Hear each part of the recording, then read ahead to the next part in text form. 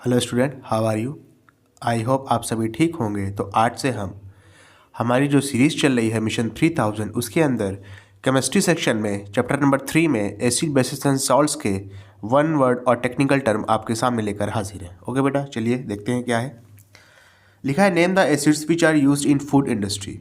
ऐसे एसिड्स का आपको नाम बताना है। अब देखिए ध्यान दीजिएगा, एसिड्स कहा यानी एक से ज़्यादा एसिड का नाम बताना रहेगा जो कि फूड इंडस्ट्री में इस्तेमाल होते हैं। तो ऐसे बहुत से एसिड हैं बेटा, ठीक है। विनीगर आप जानते होंगे, सिरका जिसे कहते हैं, अचार वगैरह या आपके यहाँ कुछ भी अगर सब्ज़ी वगैरह कोई बड़े स्केल पे बनती हो तो उस पर वो डाला जाता है। उसके अंदर होता है एसिटिक एसिड, ठीक है, तो उसका इस्तेमाल होता है। तो पहले आप क्या लिख सकते हैं, एसिटिक एसिड, ठीक है। आपके जितने भी ये जो खट्टे फल के जूस है, जैसे अंगूर का जूस हो गया, संतरे का जूस हो गया, लेमन जूस हो गया, इन सब के अंदर मौजूद होता है सिट्रिक एसिड। तो इसको आप लिख सकते हैं सिट्रिक एसिड, ठीक है। अगर इमली का कोई प्रोडक्ट है टैमरिंड, तो उसके अंदर प्रेजेंट होता है टार्टरिक एसिड। क्या होता है? टार्टरिक एसिड, ठीक है। उसी तरीके से जो आप कोल्ड ड्रिंक पीते हो उसके अंदर होता है कार्बोनिक एसिड, ठीक है, कार्बोनिक एसिड। मेरे ख्याल से 4 एसिड बहुत है, ठीक है, आप ये बता सकते हो। नेक्स्ट क्या है, 2 monobasic acids containing hydrogen, sorry माफ करिएगा, नाइट्रोजन। कह रहा है 2 मोनोबेसिक एसिड का नाम बताओ जो कि नाइट्रोजन अपने अंदर रखते हैं। तो पहले मोनोबेसिक का मतलब क्या है? मोनोबेसिक का मतलब है कि जो आयनाइज होने पर एक H+ आयन देगा उसको कहेंगे मोनोबेसिक। यही मतलब तो है ना। तो आपको ऐसे एसिड बताने हैं जो एक हाइड्रोजन दे और साथ ही साथ आयनाइज करने पे और उसके अंदर नाइट्रोजन भी होना चाहिए। तो ऐसे 2 एसिड का नाम मैं यहाँ पे लिख देता हूँ। एक है आपका HNO3, ठीक है, जिसको आप नाइट्रिक एसिड कहते हो, और एक है आपका HNO2 जिसको आप नाइट्रस एसिड कहते हो, ठीक है। तो यहाँ पे क्या लिख सकते हो, एक आपका हो जाएगा नाइट्रिक एसिड, लिख लो, अच्छा, नाइट्रिक एंड नाइट्रस एसिड, ठीक है। HNO3 क्या है? नाइट्रिक एसिड है। HNO2 क्या है? नाइट्रस एसिड है, ठीक है। नेक्स्ट देखिए क्या है, देखिए 2 डाइबेसिक एसिड्स कंटेनिंग सल्फर। अब देखिए 2 डाइबेसिक एसिड के नाम बताओ जिसके अंदर सल्फर हो। डाइबेसिक का मतलब क्या है? जिसके पास 2 हाइड्रोजन हो, या ऐसा एसिड जो आयनाइज करने पर 2 हाइड्रोजन दे, ठीक है। तो इसका एग्जाम्पल है बेटा, एक है आपका H2SO4, एक है आपका H2SO3। H2SO4 को कहते हैं सल्फ्यूरिक एसिड, H2SO3 को कहते हैं सल्फ्यूरस एसिड, ठीक है। यहाँ पे नाम लिख लो, एक है आपका सल्फ्यूरिक एसिड, ठीक है, दूसरा क्या है आपका सल्फ्यूरस एसिड। क्लियर है अच्छे से? चलो नेक्स्ट क्वेश्चन देखिए क्या लिखा है, एसिड्स कंटेनिंग क्लोरीन। अब एक ऐसा एसिड आपको बताना है जिसके अंदर क्लोरीन हो। तो इसका तो सिंपल सा एग्जाम्पल है hydrochloric acid, hydrochloric acid. Formula चाहो तो लिख दो, फार्मूला क्या होता है? HCl होता है। क्लियर है अच्छे से? ओके, नेक्स्ट देखिए, the substance that releases hydronium ion as the only positive ion which dissolve in water. कह रहा ऐसा सब्सटेंस का नाम बताओ जो कि हाइड्रोनियम आयन प्रोड्यूस करता हो आयनाइज होने पे वाटर के अंदर, और जो हाइड्रोनियम आयन बनता है ना वो इकलौता पॉजिटिव आयन होता है। तो ऐसे सब्सटेंस को आप क्या कहते हैं? एसिड कहते हैं। जाहिर सी बात है, एसिड क्या निकालता है आयनाइज करने पर? H+ निकालता है। जब H+ वाटर के मॉलिक्यूल के साथ मिलता है तो हाइड्रोनियम आयन मिल जाता है। हाइड्रोनियम आयन क्या होता है? H3O+, ठीक है। तो ऐसे सब्सटेंस को क्या कहते हैं? एसिड कहते हैं। चलिए नेक्स्ट क्वेश्चन देखिए क्या लिखा है, लिखा है basic anhydride of calcium hydroxide. अब देखो एनहाइड्राइड का मतलब समझो, कैल्शियम हाइड्रोक्साइड का बेसिक एनहाइड्राइड बताना है। तो बहुत आसान है, देख लो, जब भी आपको एनहाइड्राइड पूछेगा ना तो आपको कुछ नहीं करना है, जिसका एनहाइड्राइड पूछा है उसका पहले फार्मूला लिखोगे। कैल्शियम हाइड्रोक्साइड का फार्मूला आपको पता होना चाहिए। कैल्शियम हाइड्रोक्साइड का फार्मूला होता है CaOH ट्वाइस। और जब एनहाइड्राइड की बात आएगी ना तो इसमें से आप वाटर मॉलिक्यूल को बाहर निकाल दोगे, यानी -H2O कर दोगे, यानी इस फार्मूले में H2O को बाहर निकाल दो, ठीक है। देखो OH का ट्वाइस है, यानी H भी, हाइड्रोजन भी 2 बार है, ऑक्सीजन भी 2 बार है। तो हाइड्रोजन को 2 बार निकालोगे तो यहाँ से तो हाइड्रोजन खत्म हो जाएगा। ऑक्सीजन को 1 बार निकालना है, देखो H2O में ऑक्सीजन 1 बार है, ऑक्सीजन को 1 बार निकालोगे तो 1 ऑक्सीजन यहाँ बचा रह जाएगा। तो अगर कैल्शियम हाइड्रोक्साइड में से आप वाटर मॉलिक्यूल को बाहर निकालोगे तो आपको मिलेगा क्या, CaO मिलेगा, यानी कैल्शियम ऑक्साइड। ठीक है, तो कैल्शियम हाइड्रोक्साइड का बेसिक एनहाइड्राइड क्या हो जाएगा, कैल्शियम ऑक्साइड हो जाएगा। यहाँ पे लिख लो क्या हो जाएगा, कैल्शियम ऑक्साइड। समझ गए ना। जब भी एनहाइड्राइड पूछेगा आपको, आप कुछ नहीं करोगे, जो भी मॉलिक्यूल है उसमें से वाटर मॉलिक्यूल को बाहर निकाल दोगे, जो बचेगा वो उसका बेसिक एनहाइड्राइड हो जाएगा या एनहाइड्राइड हो जाएगा। बेसिक एसिडिक बात की बात है। ठीक है, चलिए नेक्स्ट क्वेश्चन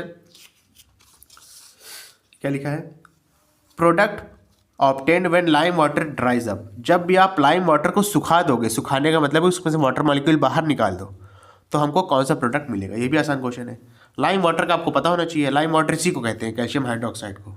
ठीक है, कह रहा है इसको ड्राई अप कर दो। ड्राई अप का मतलब है कि इसमें से वाटर बाहर निकाल दो, और जब कैल्शियम हाइड्रोक्साइड से वाटर बाहर निकालोगे तो आपको क्या मिलेगा, कैल्शियम ऑक्साइड ही मिलेगा। इसका भी आंसर क्या हो जाएगा, कैल्शियम ऑक्साइड। ठीक है, इससे रिलेटेड एक क्वेश्चन और भी पूछा जा सकता था, पूछ लेता अगर कि कैल्शियम कार्बोनेट को अगर आप हीट करते हो यानी गर्म करते हो तो आपको क्या मिलेगा। तो यहाँ पर भी देख लो, इसका भी ध्यान रखना। जब आप कैल्शियम कार्बोनेट को हीट करोगे ना तो आपको कैल्शियम ऑक्साइड मिलेगा और प्लस में कार्बन डाइऑक्साइड गैस मिलेगी, जो कि बाहर इवॉल्व हो जाएगी, निकल जाएगी। ठीक है ना, इस चीज़ का भी ध्यान रखना। चलिए नेक्स्ट क्या लिखा है, 3 common indicators to indicate presence of acid and alkalis. अब 3 कॉमन इंडिकेटर के नाम बताने हैं, जो भी किसी सॉल्यूशन में, जो भी इंडिकेटर किसी सॉल्यूशन में बता सके कि इसमें एसिड प्रेजेंट है या बेस प्रेजेंट है। तो 3 इंडिकेटर के नाम बताने हैं, ये आपको पता होने चाहिए वैसे। एक है आपका लिटमस पेपर होता है। ठीक है, दूसरा आपका मिथाइल ऑरेंज। ठीक है, और तीसरा है आपका क्या, फिनोल्फथेलीन। फिनोल्फथेलीन एक स्पेलिंग देख लीजिएगा एक बार, फिलहाल नाम है ये फिनोल्फथेलीन। ठीक है, litmus paper, methyl orange, phenolphthalein. Next क्या है देखिए, salt form by incomplete neutralization of an acid by a base. कह रहा अगर इनकम्प्लीट न्यूट्रलाइजेशन होगा एसिड का बेस के द्वारा तो हमें कौन सा सॉल्ट मिलेगा। तो ऐसे सॉल्ट को हम कहते हैं एसिड सॉल्ट। क्या कहते हैं, एसिड सॉल्ट। अगर कंप्लीट न्यूट्रलाइजेशन होने के बाद जो हमें सॉल्ट मिलता उसको कहते हैं न्यूट्रल सॉल्ट। और अगर इनकम्प्लीट न्यूट्रलाइजेशन हुआ है एसिड का बेस के द्वारा तो उसको आप कहते हैं एसिड सॉल्ट। ठीक है, इसका एग्जांपल हो जाएगा आपका अमोनियम क्लोराइड, अमोनियम सल्फेट, ठीक है, सोडियम हाइड्रोजन सल्फेट वगैरह वगैरह। नेक्स्ट क्या है देखो, this salt gives nitrogen dioxide on heating. कह रहा है ये सॉल्ट नाइट्रोजन डाइऑक्साइड निकालता है अपने अंदर हीटिंग के बाद, तो ये कौन सा सॉल्ट होगा। तो ये आपको पता होना चाहिए वैसे, ये है आपका लेड नाइट्रेट। क्या है आपका, ये है आपका लेड नाइट्रेट। देखो दिखा दे रहा हूँ रिएक्शन क्या है, लेड नाइट्रेट PbNO3 ट्वाइस। जब आप इसको हीट करोगे ना तो आपको लेड ऑक्साइड मिलेगा, नाइट्रोजन डाइऑक्साइड मिलेगा और प्लस में वाटर मिलेगा, सॉरी माफ़ करिएगा, प्लस में ऑक्सीजन मिलेगा। ठीक है ना, इसको बैलेंस करना है तो बैलेंस कर लो। ठीक है, देखो क्वेश्चन में पूछा था ऐसा कौन सा सॉल्ट है जो कि टूटने के बाद अपने अंदर से नाइट्रोजन डाइऑक्साइड निकालता है, तो उस सॉल्ट का नाम है ये लेड नाइट्रेट। मैंने आपको पूरी इक्वेशन भी बता दी है, पूरी रिएक्शन भी करके दिखा दिया है। ठीक है, तो इसका एग्जांपल क्या होगा, lead nitrate. Lead nitrate. Next क्या है, this compound is an acid salt. Acid salt का एग्जांपल पूछ रहा है आपको, तो एसिड सॉल्ट का एग्जांपल क्या हो सकता है, अभी बताया था अमोनियम क्लोराइड। ठीक है, अमोनियम क्लोराइड लिख लो। ठीक है, अमोनियम सल्फेट लिख लो, अमोनियम सल्फेट लिख लो। ठीक है, एग्जांपल क्या होगा, सॉरी एग्जांपल कह रहा हूँ, फार्मूला NH4Cl हो जाएगा, ये NH4 ट्वाइस SO4 हो जाएगा। एक आप ये भी लिख सकते हो, सोडियम हाइड्रोजन सल्फेट। ठीक है, फार्मूला लिख रहा है, फार्मूला लिख दिया, नाम भी चलो अच्छा लिख देता हूँ, सोडियम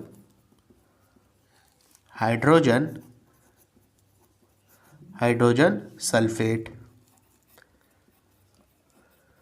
क्लियर है ना। अच्छे से। ओके चलो नेक्स्ट क्वेश्चन देखिए क्या लिखा है। A compound whose aqueous solution is neutral in nature.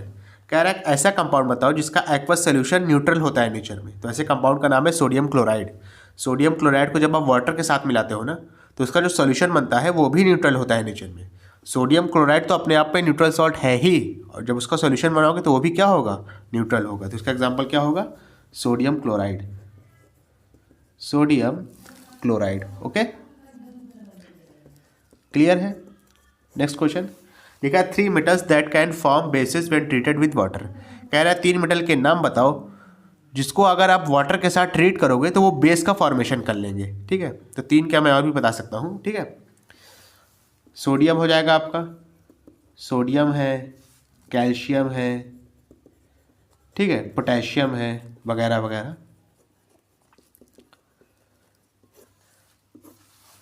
ठीक है ना। देखो सोडियम को जब आप वाटर के साथ ट्रीट कराते हो तो सोडियम हाइड्रोक्साइड मिलता है आपको। कैल्शियम को जब वाटर के साथ ट्रीट कराते हो तो कैल्शियम हाइड्रोक्साइड मिलता है, बेसिकली कैल्शियम ऑक्साइड को लेना पड़ेगा। जैसे पोटेशियम को जब वाटर के साथ ट्रीट कराओगे तो पोटेशियम ऑक्साइड पोटेशियम हाइड्रोक्साइड मिलेगा आपको। ठीक है ना, अच्छे से। ओके चलो क्या लिखा है, acid anhydride of sulphuric acid. अब आपसे सल्फ्यूरिक एसिड की एसिड एनहाइड्राइड पूछ रहा है तो निकाल लेंगे। सल्फ्यूरिक एसिड का फॉर्मूला पता होना चाहिए आपको, H2SO4 आपने यहाँ पे लिखा, इसमें से आप वाटर मॉलिक्यूल को बाहर निकाल दो। एनहाइड्राइड का मतलब ये होता है कि वाटर को बाहर निकालना। तो H2 यहाँ से जाएगा, एक ऑक्सीजन यहाँ से जाएगा, तो क्या बचेगा, SO3 बचेगा आपको, SO3। इसको क्या पढ़ेंगे, सल्फर ट्राइऑक्साइड पढ़ेंगे। क्लियर है, अच्छे से। क्या हो जाएगा ये, सल्फर ट्राइऑक्साइड। क्लियर है, अच्छे से। स्टूडेंट अगर आपको वीडियो पसंद है तो इसको लाइक करें, कमेंट करें, शेयर करें। और जो भी बच्चे एग्जामिनेशन पॉइंट ऑफ व्यू से सीरियस हैं उन तक ये वीडियो पहुंचेगी तो उनको काफ़ी हेल्प मिलेगी। Thank you.